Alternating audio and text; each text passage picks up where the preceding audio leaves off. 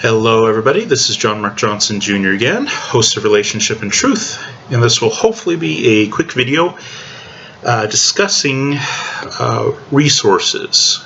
And what prompted this was a question from someone who goes by the moniker of Christianos MTL.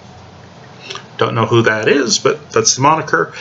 And this person asked a question about resources, so I thought I'd go ahead and answer it. This person says, "Hi, which Greek New Testament do you recommend? And which English Bible version for defending the faith? God bless."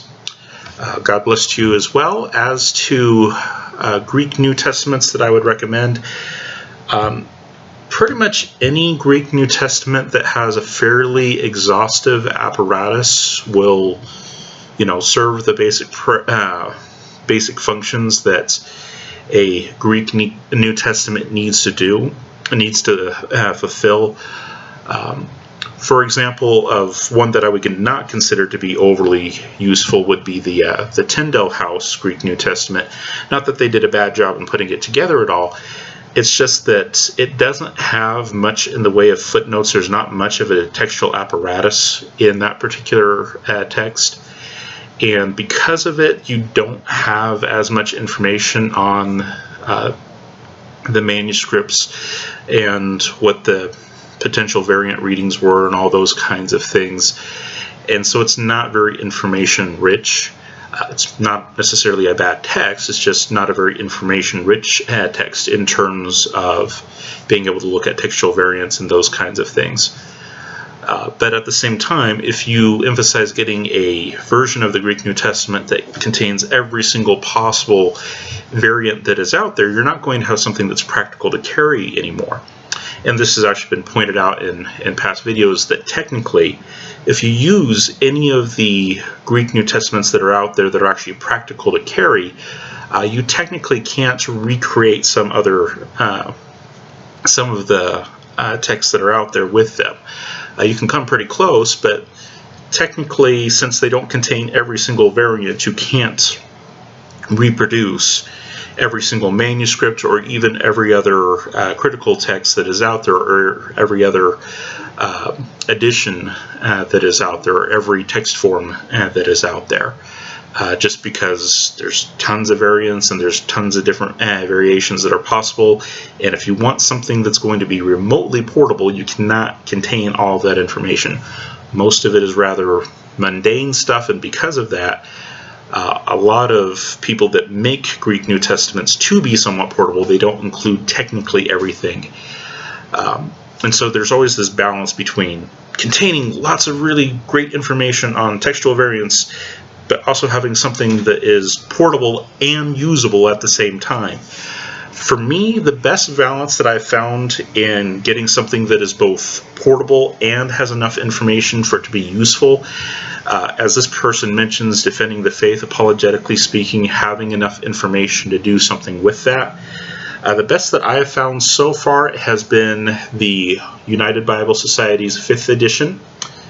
Let me go ahead and put that up here.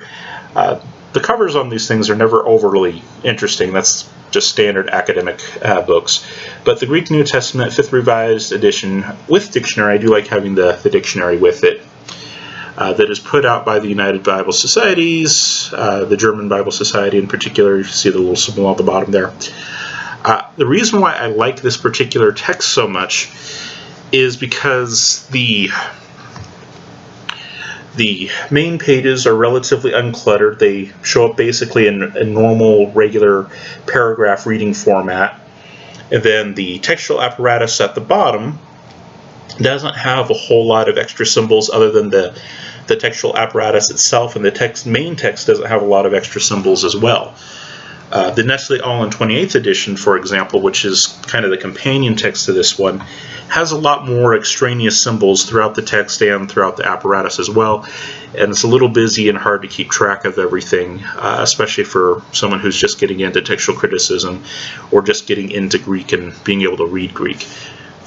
For someone who's relatively new to Koine Greek, and for someone who is relatively new to textual criticism, the UBS 5th edition is what I would say is the product out there on the market right now that is the best balance between having a text that is fairly readable but still having enough information on the variants and stuff like that for it to actually be useful in that kind of a scenario where people would be talking about textual variants and things like that. Very readable text, and at the same time still gives quite a few of the textual variants that are out there. It kind of depends on how you count a variant, if you count a larger unit or if you count variations within a unit. But it has around 1,400 variants in it, which is not exhaustive, but it covers a lot of the main stuff that tends to come up in most conversations. And like I said, it doesn't have a lot of extraneous symbols like the Nestle Aland 28th edition. It is a whole lot easier to carry around than the ECM, the Editio Critica Major, which is technically not even finished yet. But that thing is a multi-volume work. There's no way to really practically carry that thing around. But this will, fit in a book bag or a knapsack. If you have cargo pants with a big enough pocket, very practical to take around. Another resource that I find very useful, especially for people that don't have a lot of facility with Koine Greek, is this book right here.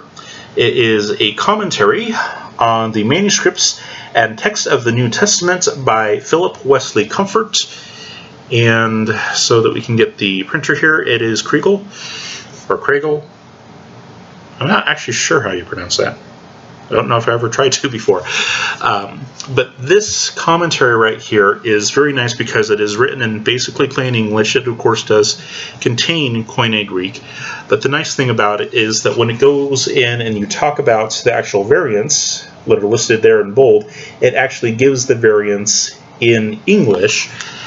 So you don't have to do much in the way of translation work. And so for an English-speaking person who is interested in knowing what the main variants are and also why a particular variant would be favored over another, excellent resource.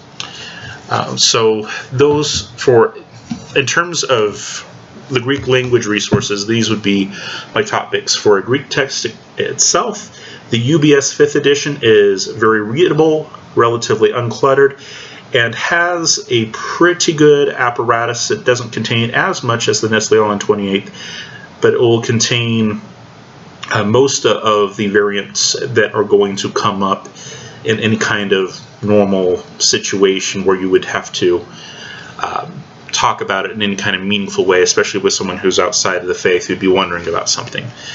And then for those who don't have a lot of facility in Koine Greek, and frankly myself would be included in that, I have a little bit of facility, but it's really nice to have something where you don't have to do a whole lot of translation work in order to get to the basic details of what is going on with the textual variants. And this commentary right here by Philip Wesley Comfort is excellent in that regard. Like I said, it does contain a little bit of Koine Greek, but for the most part it's written in very plain, readable English, very accessible, very easy to understand. Again, not very big, very easy to take with you wherever you might be going. Wonderful little resource. And then as to English Bible version for defending the faith, as a Reformed Christian, I don't necessarily like the idea of defending the faith with an English Bible because English is a translation, and in a lot of our creeds and confessions we state specifically that it is the original language version of the text that it is inspired. It is not translations that is inspired, and because of that they are not considered authoritative. And so if you're defending the faith, you wouldn't use something that isn't authoritative. So in terms of what I commonly use and what I would cite in giving some kind of an English translation for someone, I would typically use the ESV as my standard, my go-to. Another Bible translation that I've been relatively well impressed with, it's also a fairly recent one, is the CSB, the Christian Standard Bible. Both of those are pretty solid, have decent translational philosophies. Neither one is super formal, but neither one is super, what's the other term? Not figurative, but formal and dynamic. There we go. Neither one is super formal, neither one is super dynamic, and because of that, it cuts, both of them will cut a decent middle ground on making something that is understandable to the average English speaker, but at the same time being fairly accurate and true to the original text.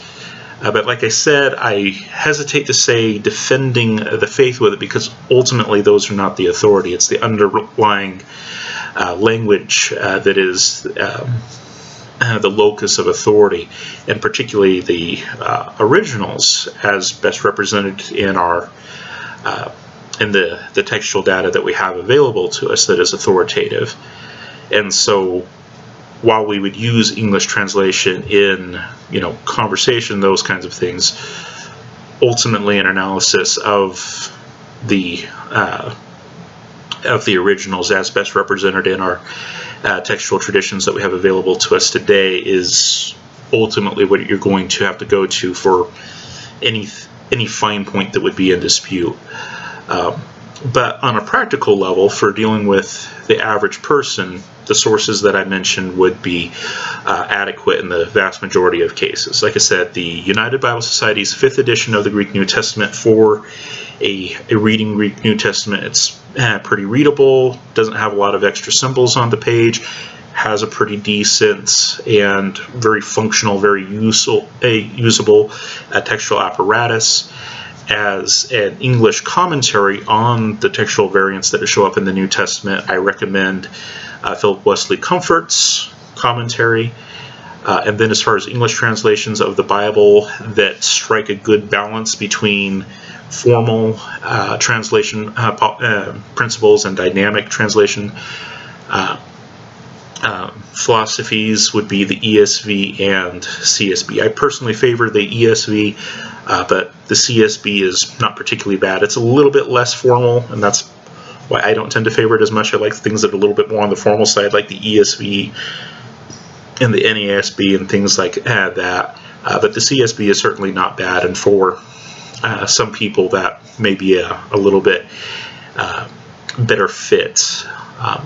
When it comes to English translations, though, in general, like I said, they're not the authority, and it's usually a good idea to have more than one and to familiarize yourself with more than one and to read more than one, just so that you can get a broader understanding of what the text says, just because translation is translation, and